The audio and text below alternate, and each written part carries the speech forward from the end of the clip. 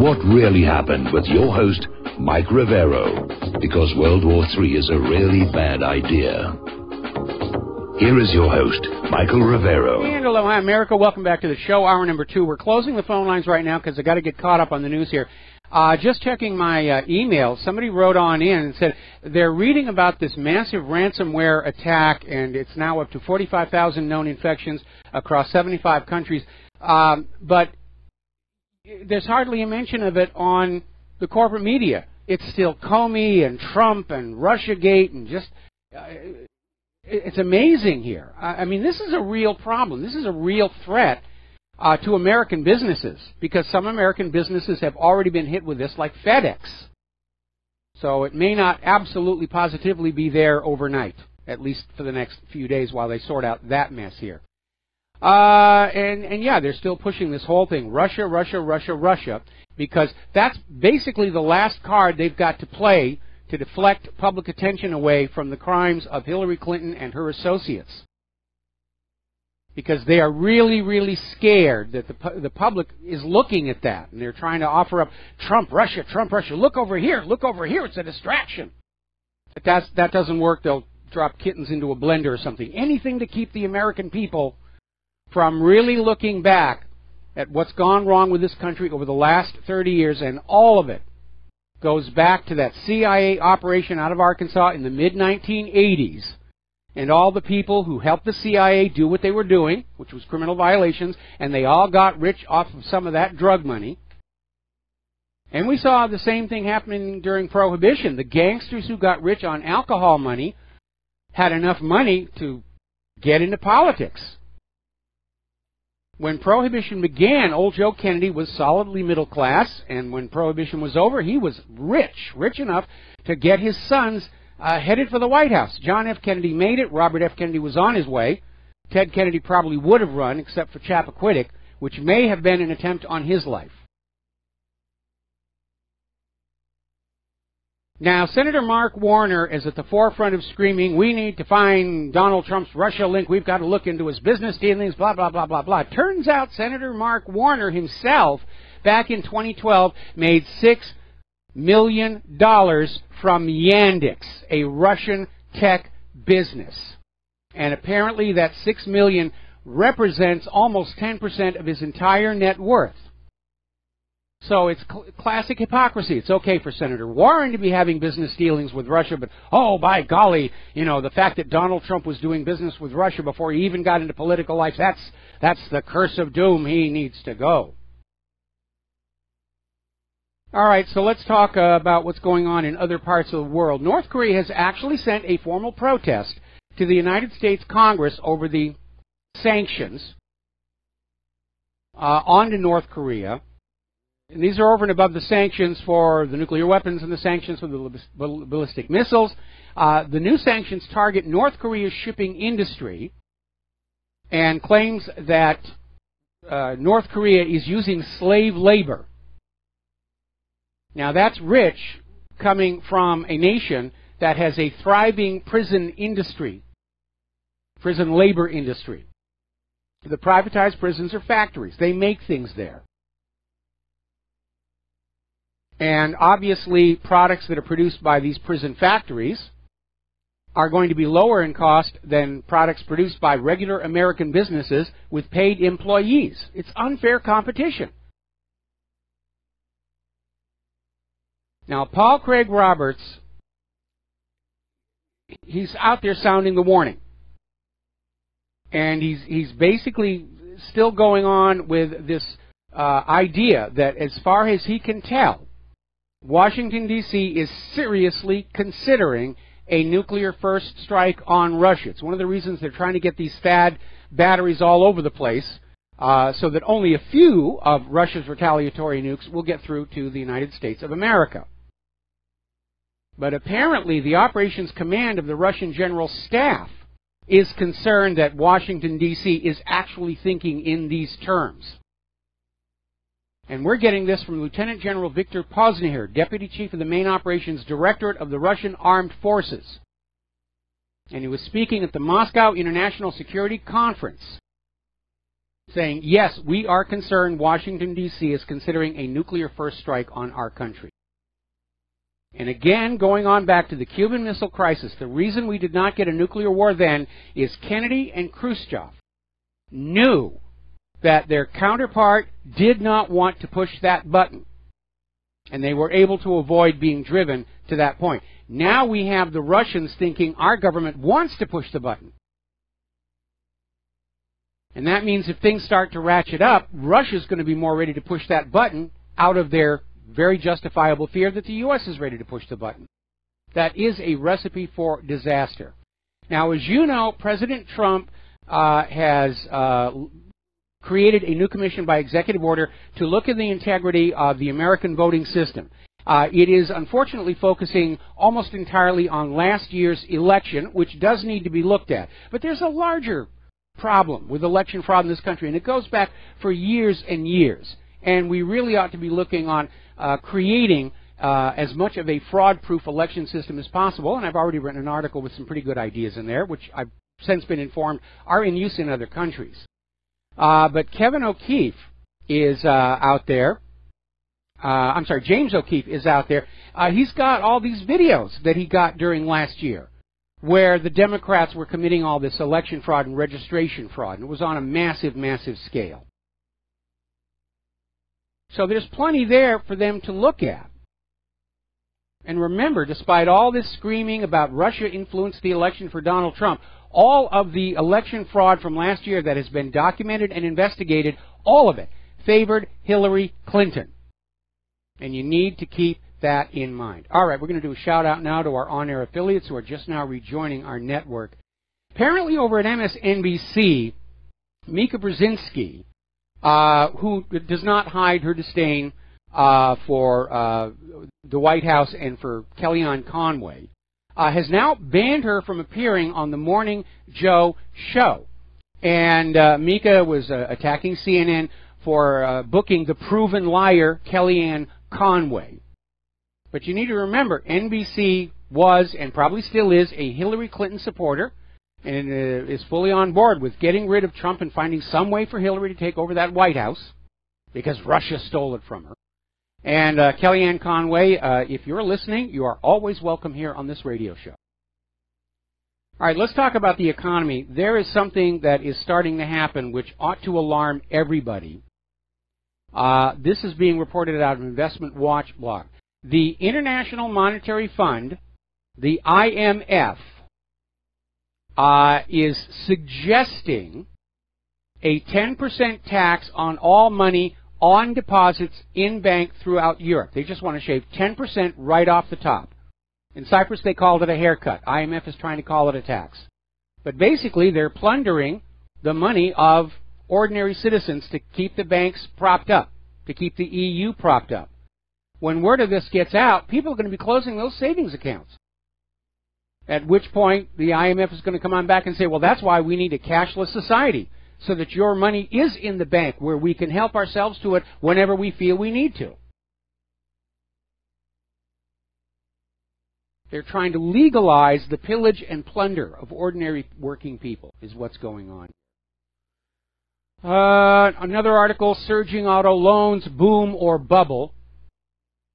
And I think it is a bubble because the surge in auto loans are in the subprime auto loans. Having learned nothing from the disaster precipitated by the subprime mortgages, they have been doing subprime auto loans.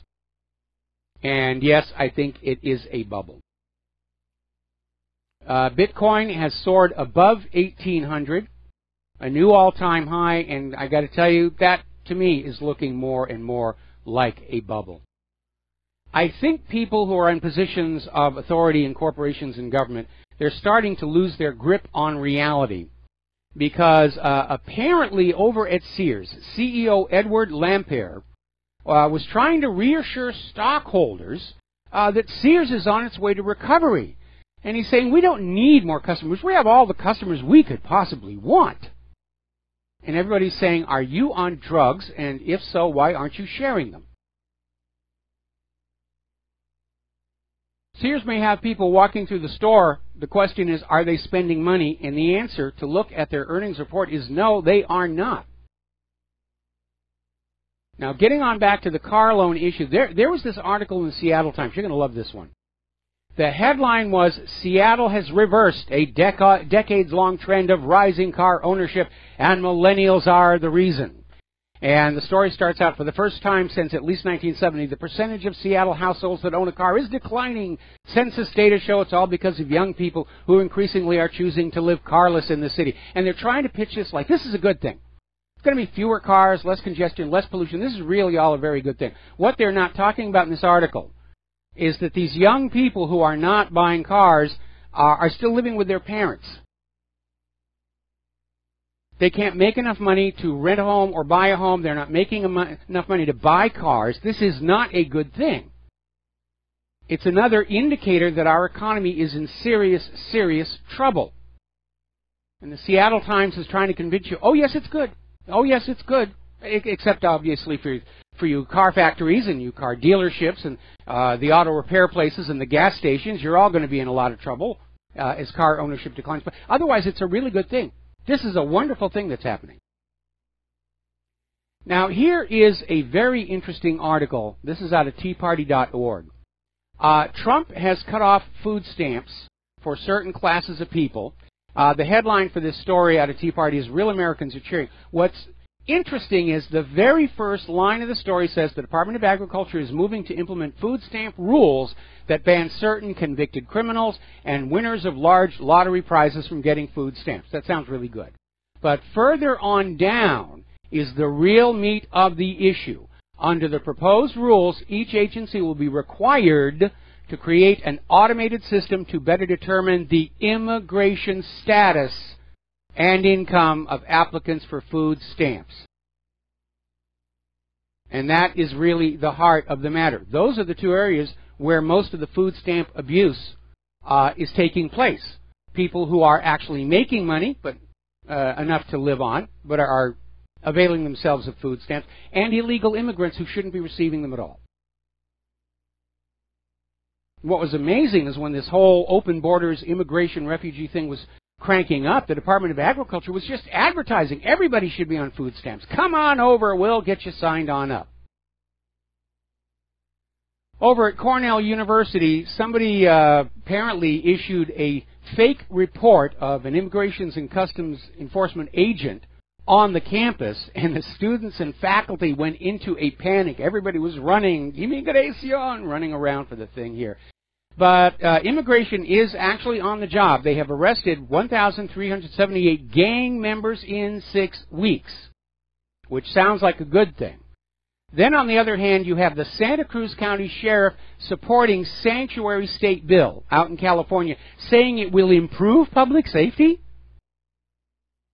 How does having a sanctuary state where drug criminals, violent offenders are just walking across the border and cannot be removed, how does that improve public safety? We're getting into full-on Orwell speak, newspeak right here. Flooding our country with criminals and rapists increases public safety. They just want you to get used to that as the new normal, like we're seeing over there in Europe, where they're actually moving to decriminalize rape by the migrants because in their culture it's okay to do what they're doing. But they're not in their culture anymore. They're in our culture. Apparently, the European Union has now approved visa-free travel for Ukrainians. They're still trying to get Ukraine to get into that European Union, which is what that whole coup d'etat against Yanukovych was all about. The EU was saying, come on into the EU, it'll be great here. And Yanukovych said, actually, we're kind of getting a better deal from Russia, so we're going to go that way. So, boom, go on in, get rid of Yanukovych, put in Poroshenko. Crimea secedes, the eastern Ukrainian republics try and break away. And what the European Union is actually going to get out of the deal is just an emptied shell of what Ukraine was before all this nonsense began. A lot of people over in France still talking about the election. It's almost common knowledge now that Marine Le Pen was robbed by virtue of all these ballots that were mailed out to French voters with the Marine Le Pen ballot already torn in the envelope. And remember, there was that video, this one gentleman literally videoed himself going into the polling places and stealing the stacks of Marine Le Pen ballots so nobody could vote for her. They're not even hiding the fact that these elections are rigged. So the globalists got their puppet into France. Amazing. Alrighty, now then. Another day, another fake hate crime. And apparently there was a hate crime at St. Olaf College in Minnesota. There were massive protests after a racist note was left on a student's windshield. And they were making all these demands, you know, racist rhetoric found on campus. Students dropped list of demands, yelling plenty of it. And it turns out that the owner of the car put the note there, got caught at it, and he's out there trying to say, I was just trying to raise awareness. No, awareness of what? That there are hoaxes out there? Yeah, we already know that. We know that a lot of these so-called hate crimes are hoaxes for political gain. So it's a reality, and you got to remember that. Now, here is an interesting little article. This is from the college version of usatoday.com. And basically, they're reporting on how the American Association of University Women basically is looking at the rape data. Now, you know, rape on campus and everything, it's a big thing for the feminist movement. It was a big thing back in the 1990s, the militant feminists. Oh, there's a rape crisis, there's rape hysteria. And they're still doing it today. But what they actually found out was that 89% of America's colleges had reported 0 incidents of rape in 2015. They're still doing the numbers from last year. And then this article goes on to say, well, just because it wasn't reported doesn't mean that there's an epidemic. Most of the girls aren't just, they're not reporting it. They're too ashamed. And just trying to maintain that feminist victimhood agenda, even though the numbers don't actually support it. Now, getting on back to this wonderful book, Who Stole Feminism, by Christine Hobbs Sommers. And she was talking about the rape hysteria in the 1990s and how all these colleges all over the country were setting up these rape crisis centers, and they had funding for some of these feminists to basically have full-time jobs on the staff of these rape crisis centers, and most of them, the vast majority of them, were unused. They were empty. The people working there just got to sit around collecting their paychecks and screaming about the evil male patriarchy, because it didn't really exist. In fact, from the 1990s, looking at the FBI supplemental crime statistics, rape was the second most falsely accused crime in the country.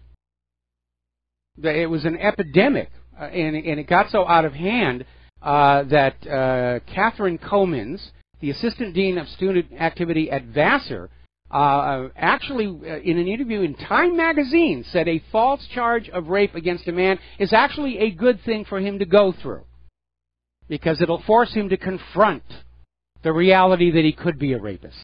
I mean, that's how bogus and spin all of this stuff gets. Okay, now then, do that here. This is really getting weird out there. Apparently, over in Richmond, this high school, Richmond Early College High School near Rockingham, put out their yearbooks. And if you remember your high school yearbook, there's always a page of quotes by the graduating seniors. And the books went all the way through publication, and apparently only then did the school administrators look at some of the quotes and run them through their PC filter. And some of the quotes were things like, build that wall, which was decried as racist and insensitive to all these illegal immigrants in our high school. And they're recalling and destroying all the yearbooks on that one basis. All right, we're going to take a break for commercials. Then when we come on back, I want to share with you a new TV show. It's on demand on most cable systems. And it's an interesting little insight. We'll be right back. And aloha, America. Welcome back to the show here. And I want to talk about Stephen Fry has a new TV show out there. It's on most cable networks. It's on demand. It's not scheduled broadcast. You're going to have to search for it. The show is called The Great Indoors. Stephen Fry writes it, He has a small role in it. And the concept of the show is that there is an outdoor magazine which is closing down its paper edition in the modern times and going entirely online. And their main figurehead, who's this explorer who's been around the world, is brought back into the office to interact with the digital age staff to try and set a new direction. And basically, Stephen is sort of expressing his disdain for the current American PC culture, and he's doing it humorously. But for anybody who's actually had to deal with the liberal snowflakes, after a while it gets very tiring because you say, this is what I'm dealing with all the time. It is funny. It's worth a look. Of course, Stephen Fry was also in the news recently. He made a comment about how can you respect a God who allows such evil and suffering in the world, and he was charged under this 1999 blasphemy law in Ireland, rather. And then they dropped the charges because they couldn't find anybody who was actually outraged by what he said. All right, let's grab a couple of phone calls. Ramsey in Canada, aloha. Welcome to the show. What's on your mind? Hello, sir. Can you hear me? I hear you. See, sir, I just want to ask something. You said in the last few minutes talk about sanctuary cities and rape. And see, sir, you said rape is illegal in our culture, but it's rape, but rape is fine in their culture. Are you talking about the Mexicans? No. I'm talking about what's going on in Europe, where there have been in Germany, where this judge let this refugee, who's actually he's a drug trafficker on top of everything else, and he basically attacked this woman for 4 hours. And he got off on the rape charge because the judge said, well, where he comes from, that's just considered rough sex. It's not really considered rape, so we're going to let him go.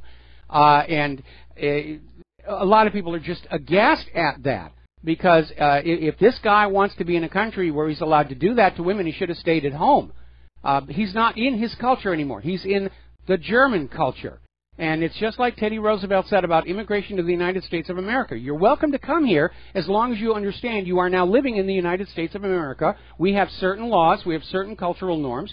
We have a language called English. And you are expected to basically adapt and integrate into our society. And instead we have this attitude with the globalists that wherever they send these surges of refugees, their goal is to turn the country they're going into being just like the country that they just left. And I find it weird that going on back to that story about the rape statistics on U.S. college campuses, where they're out there trying to say, oh, rape is a big problem. It's a big problem. We don't have the numbers for it, but it's a big problem. While at the same time over in Europe, where there are numbers showing that this rape is out of control, and they're saying, that's not a big deal. It's just a cultural misunderstanding. And it's like there's no continuity of philosophy behind any of this political correctness. See, sir, in my opinion, these people who are doing these crimes in Europe or North America, whatever, they know that they're committing rape or assault, but it's just that because of the political correctness, they people on the left would say, oh, it's a cultural misunderstanding, just like you said. See, but see, sir, I don't think people from that culture are. I don't think rape is like a major feature of the culture, because every country has rape laws, right? Well, I think pretty much every country does. But see, here's where that whole German argument falls apart. You've probably heard the old expression, ignorance of the law is no excuse. And so in that context, the German judge erred. This refugee clearly violated Germany's rape laws, and he should have been appropriately punished. The fact that he was still out there despite being a drug dealer as well, something has gone really, really wrong.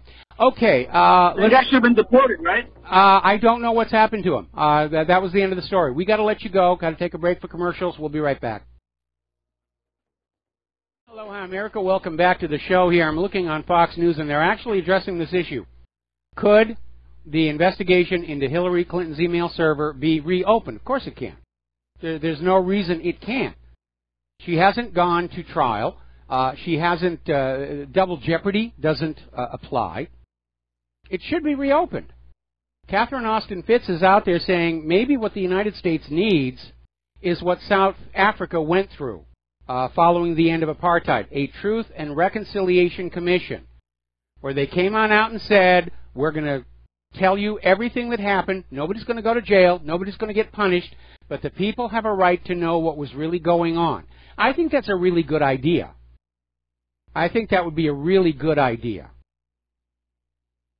The only problem is those individuals who want things to go on just as they are right now. Fox News is also running another story warning that North Korea could knock out Hawaii with an EMP attack. And they start out talking about how back in 1962, the U.S. government set off a nuclear bomb above the atmosphere 850 miles away from Hawaii and just knocked the entire state electrical system down.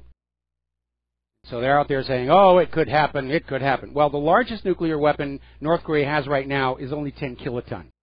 I don't think they're going to get much of an imp out of that. And considering how often we get blackouts under HECO, I'm not sure anybody would notice if North Korea did. Okay. We're going to take a phone call. Alex in San Antonio, aloha, welcome to the show. What's on your mind? Alex, are you there? Okay, apparently we do not have Alex. Hello? Yeah, there you are. Welcome to the show. What's on your mind? Mike, I was calling because I wanted to know what you thought about these couple of points. Number one is it's been a month, and of all the war rhetoric that has been spoken, nothing has come of it. So I was wondering if what you thought Trump kind of played them with one of the for lack of a better term, played a trump card and made them kind of show their hand. One, and the second thing I wanted to ask you was the dance that's going on with Bitcoin and the currencies and gold. Do you perhaps think that they're building up Bitcoin to stash a lot of the inflated dollars in? And lastly, I wanted to ask you a question regarding the Trump care thing. Do you think that this whole because what I find a difficulty reconciling is how an aspirin costs 50 cents at a store or a pharmacy, but it costs $50 in an emergency room. So what I'm thinking is perhaps the healthcare system is masking or hiding a lot of the inflation that they just can't put in other bubbles. I'll take my answers off the air, Mike. Thank you very much. I appreciate it. Have a great weekend. All right. Aloha. Well, thank you very much here. And to address your first point, the rhetoric against both Syria and North Korea has faded, which may signify only that the government is aware that they're not winning over public support for any more wars. Doesn't necessarily mean they're not planning another horrific false flag and an invasion of Syria. It doesn't mean that they're not going to attack North Korea. Obviously, this Fox News story about here in Hawaii, there's still a little bit of mention, but it has been de-emphasized. There's no question about that. Now, as far as the Trump care issue, there is no question that hospitals have huge markups on everything, aspirins, Band-Aids, and it's a way of ramping up their profitability. And again, it all goes back to the Richard Nixon administration, where they legalized first of all, the idea of the Health Maintenance Organization and allowed medical care to be run for profit. Prior to that, medical care was basically run at your cost, and a little margin. In order to keep health care affordable to everybody, doctors and hospitals and providers were not allowed to exploit the people's illness and fear of dying to charge them huge prices. And that was a system that really did work. But then they mucked it all up with, taking the limits off, as it were, and medical care became a for-profit enterprise in the United States of America. And what is going on with the hospitals has to do with the relationship with the health insurance companies. because when you reach an agreement with a health insurance provider at a hospital, the health insurance provider will demand a steep discount for what they're paying for. They're going to say, we only want to pay 50 cents for an aspirin or whatever. And so the hospitals will inflate the price of everything that they're doing so that when they give the health insurance companies the discount, it comes back down to what the hospitals would have been charging anyway. The problem is for those who are without health insurance or who are still under the deductible of their health insurance, they're being forced to pay those inflated prices. Now, I don't know that it necessarily is a cash sink to hide inflation, because that cash that goes into the medical industrial complex comes back someplace else. The same thing with your question about Bitcoin versus gold and silver. The idea that they're hiding inflated dollars in the Bitcoin works only so long as Bitcoin continues to increase in value. If there is a crash, all of that could be wiped out. And maybe that's their goal, to get rid of inflation, is to put it someplace where it gets destroyed, so it doesn't have to be calculated. But the reality is that by its very nature, private central banking creates inflation. They have a polite word for it. It's called monetizing the debt, which means creating new money, part of which is paying the interest and principal on the old money. And as the debt grows and grows, the money supply is supposed to keep up with it. But it's still a pyramid scheme. And sooner or later, all pyramid schemes will collapse. Okay. Moving on here, let's see. Apparently, speaking of Bitcoin, Reddit users lose real money after the meme currency bot dies. And this is another cryptocurrency mess up. The creator of the tipping bot, Do Get Tip Bot, I think it was called. It's a service that lets Reddit users tip each other in Dogecoin. And apparently the company is now broke. He is broke. And the bot is broke because he has spent all the coins after he ran out of money. It's an epic tech failure. We're putting too much of our lives on those little boxes. We really, really are here. Now, Trump has signed a cybersecurity executive order. And here are the high points. Tom Bossert, President Trump's Homeland Security advisor, made the announcement yesterday afternoon and basically said the three most important sections of the EO are to protect federal networks using the NIST framework. If you're not inside the federal network, you're on your own. They're mandating moving the federal IT to the cloud.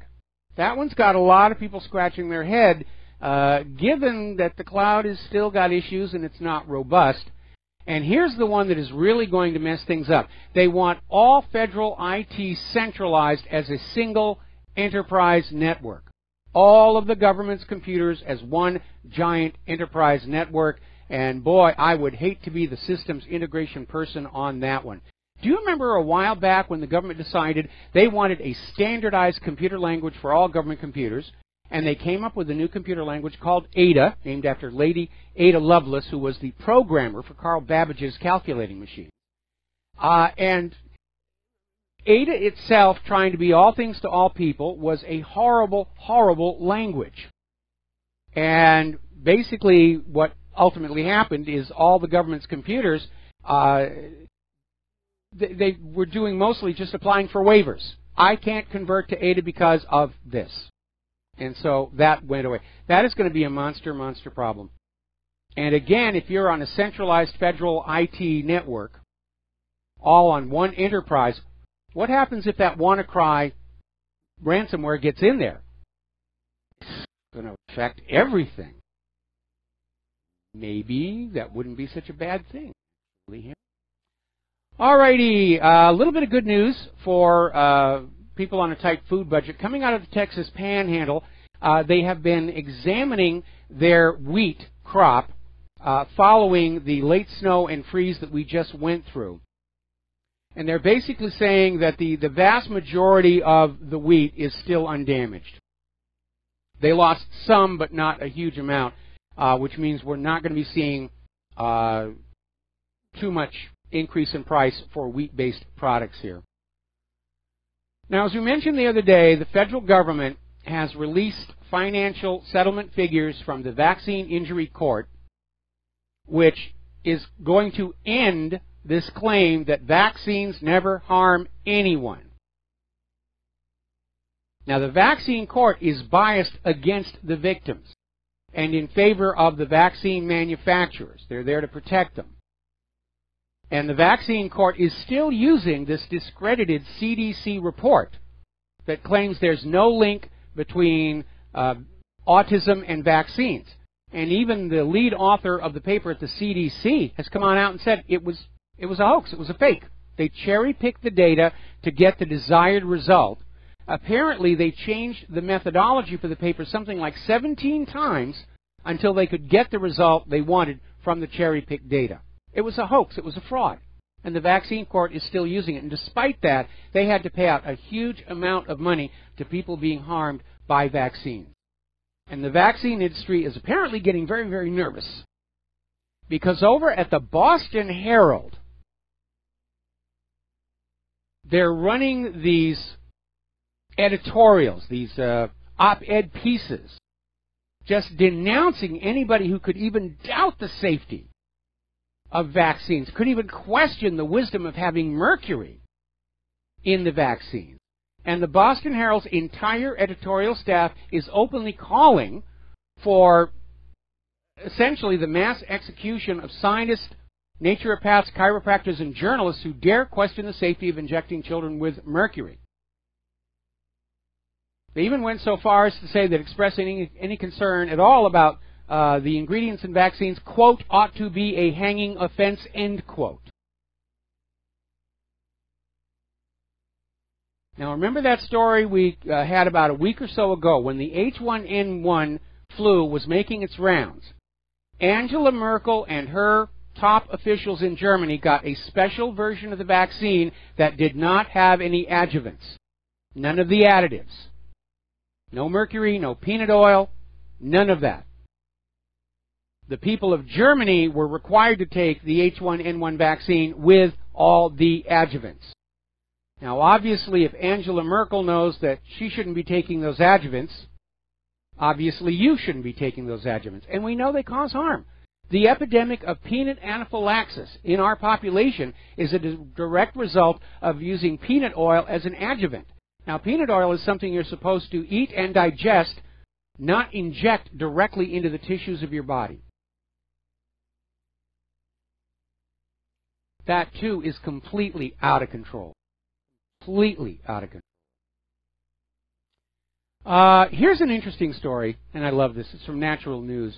Apparently, there was this academic institute who developed a new malaria cure, and they were very proud of it, and huzzah, huzzah, we're going to be rich and famous.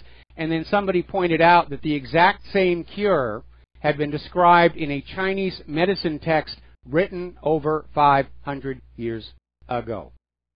I think that puts it squarely in the public domain. I love this one. District Attorney Bonnie Dumanis has been ordered to return more than $100,000 seized from a medical marijuana businessman and his family 15 months after drug agents raided the company and did not charge anyone with a crime. And so down in San Diego, businessman James Static is arguing before the court. It's time for the money to be returned, and the judge agreed. Well, you remember that video where this legal marijuana dispensary was being raided because it competed with another one that was good friends with the mayor?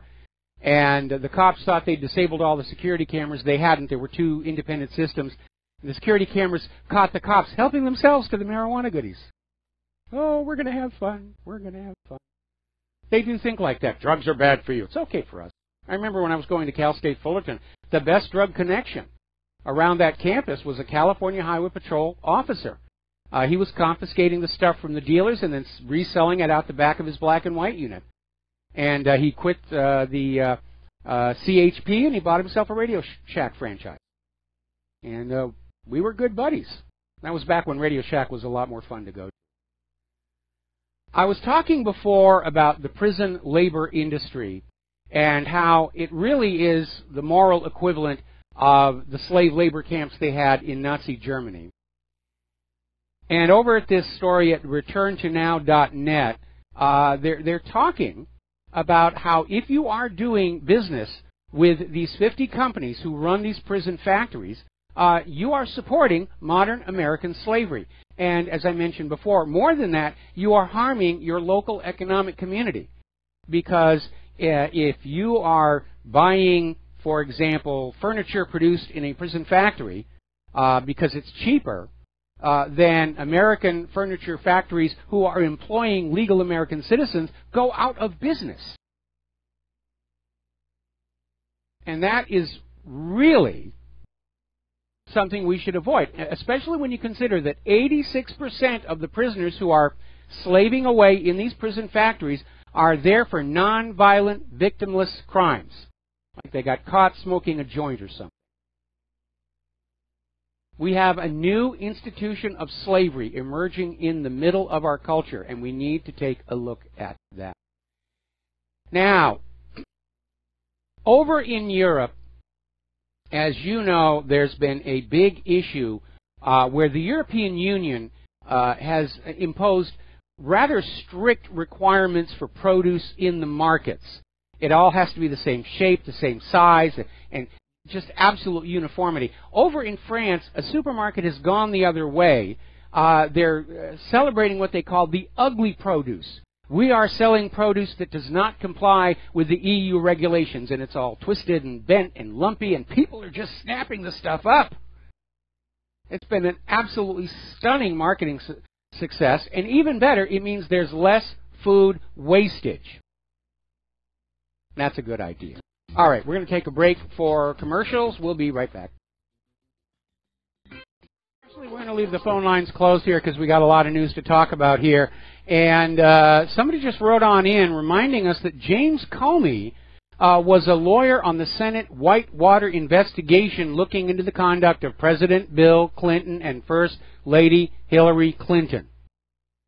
And the investigation was to determine whether Clinton used his political position as governor of Arkansas to push through an illegal loan to benefit Bill and Hillary's business partner in Whitewater. Several people involved in Whitewater went to jail, but no prosecution for Bill and Hillary.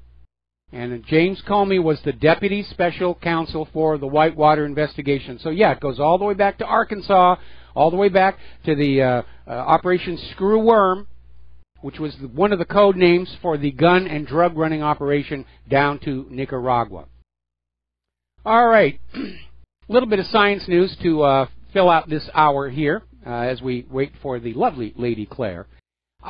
Curiosities, it's doing a wonderful job up there in Mars. It's got some problems. Apparently, the drill is in hiatus due to an issue with a motor that moves the rover's drill. In other words, it broke down. At one point, they thought it was actually jammed in the ground, and Curiosity was not going to be able to move. But apparently, they dislodged it. But basically, Curiosity is mostly scooping sand and analyzing while the space agency tries to sort things out. Actually, from the context of this, it sounds like maybe it is still stuck in the ground.